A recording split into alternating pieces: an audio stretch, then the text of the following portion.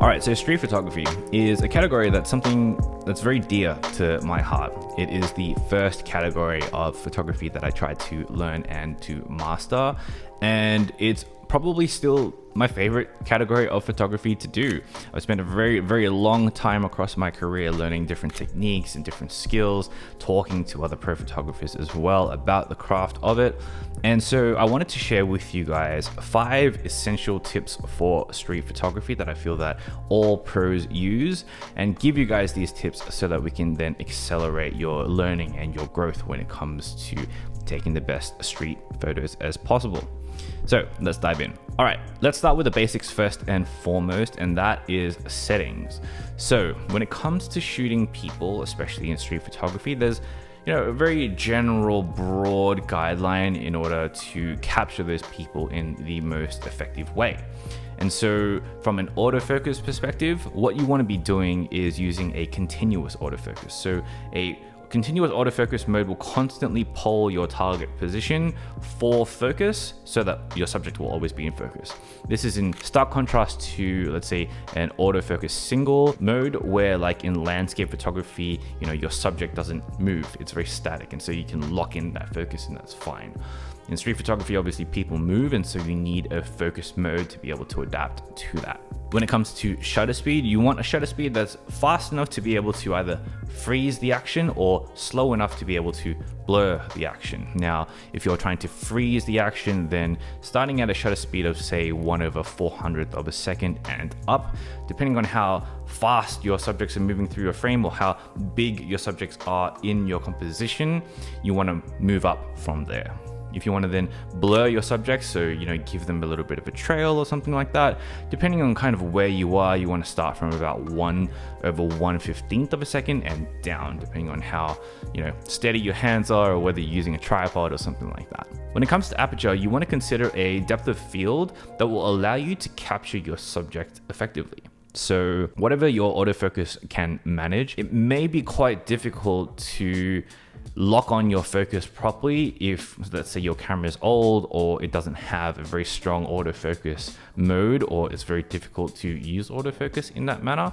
Then it might be difficult to use a very shallow depth of field like f1.4. So you might want to consider, stopping it down to f5.6, f8, and that will increase your depth of field and increase the amount of area that you'll potentially get in focus. And then finally, when it comes to your ISO, what you want to have is a ISO bracket or an ISO setting that allows the facilitation of all of the previous settings first.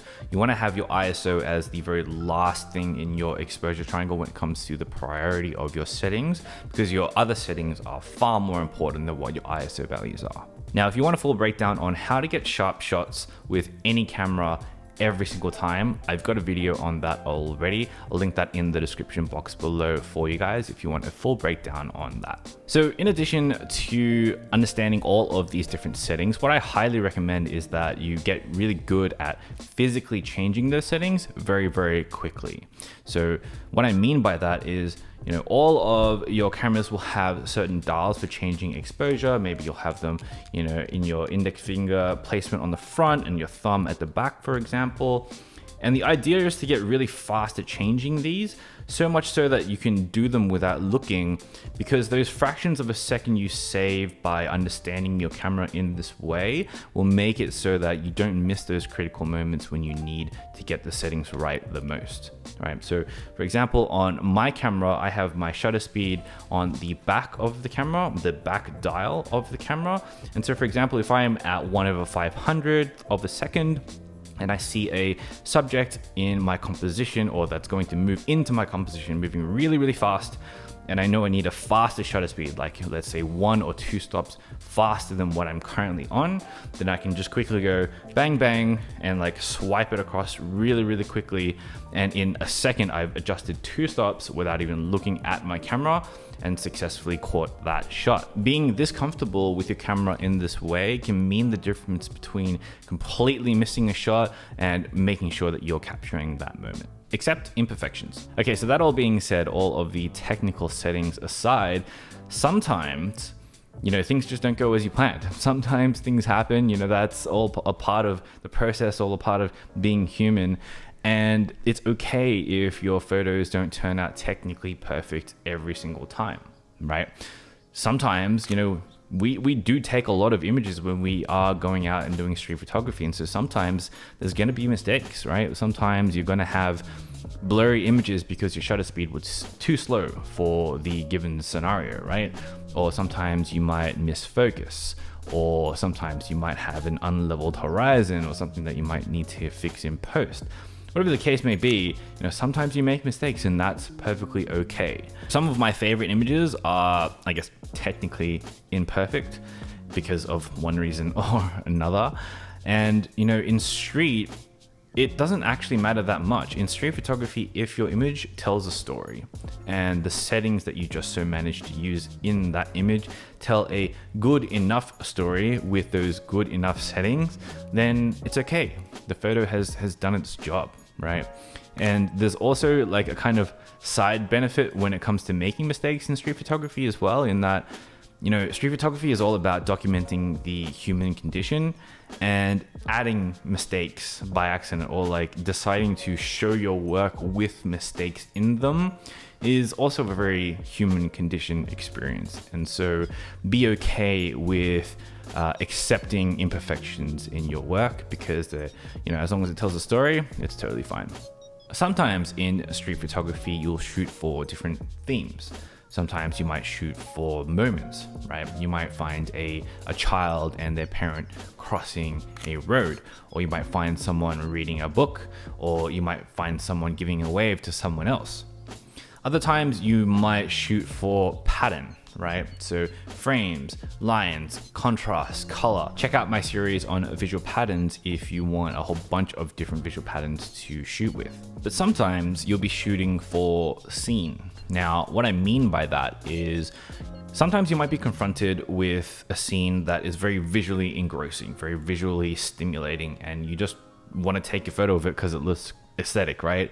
And so you're waiting for a subject to walk through that scene so that you can add a little bit of human element, a little bit of visual interest to that scene.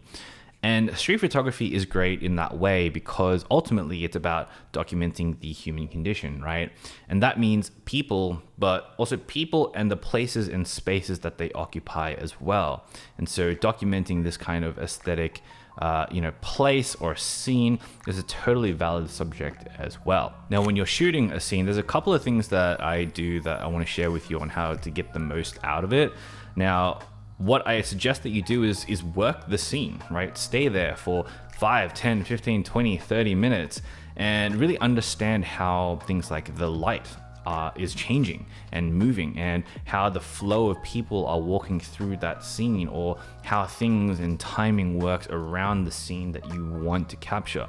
Do this so that you can understand the scene, and so that you can even predict how your overall composition, your final vision of that scene is going to play out when you are ready to take it. And then set up your shot, and then be patient with getting the right timing, getting the right person, getting the right, outfit, the right character, the right vehicle, whatever the case may be, so that you can then add this element and accentuate the vibe for that particular image. Sometimes you might have to wait a long time, and that's perfectly okay. Have the vision in your mind's eye so that when it does eventually happen in real life, you can not only be receptive to it, but then you can time it perfectly. Shoot in every condition.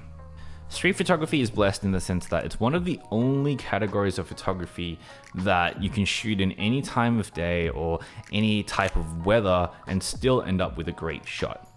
Because street photography is about the documentation of the human condition, things like light and weather are certainly a part of that. Things like umbrellas on a rainy day, or hard shadows at high noon, or low light in the early morning, or the cool hues of blue hour. So don't be afraid to shoot in any time of day and in any weather conditions when it comes to street photography, because you'll never know what you find, right? Some of the most interesting images that I've taken and have been inspired by have been shot in what some people might define as suboptimal conditions, but they still end up being great images anyway. So get out there, because you'll never know what you'll find. The last tip is to experiment often. So there's so many different themes of street photography to learn and to follow. And whether that's like shooting for moments or for pattern or emotion or scene, whatever the case may be, try them all, right? The idea is to get proficient at a whole bunch of different styles of street, not only so that you can become a more well-rounded photographer, not only so that you can understand what you like, but also so that you can bring in all of your different experiences trying to pursue those different things into a style that you end up refining over many, many years and over many hundreds of thousands of images. Shoot a lot, because it's only through this process of visualizing a composition in your mind's eye and then replicating that in camera and then assessing that you start to form the genesis of your true style and start to really understand yourself as a photographer. All right, that's all of the street photography tips for this video. Let me know which one resonated with you the most in the comments below. I would love to know. I would also love to know what areas you are struggling with when it comes to street photography, and maybe I can make a video on that in the future as well. All right, that's it for this video. I hope you enjoyed it. I'll see you in the next one, but until then, get out there and make something that matters. Peace.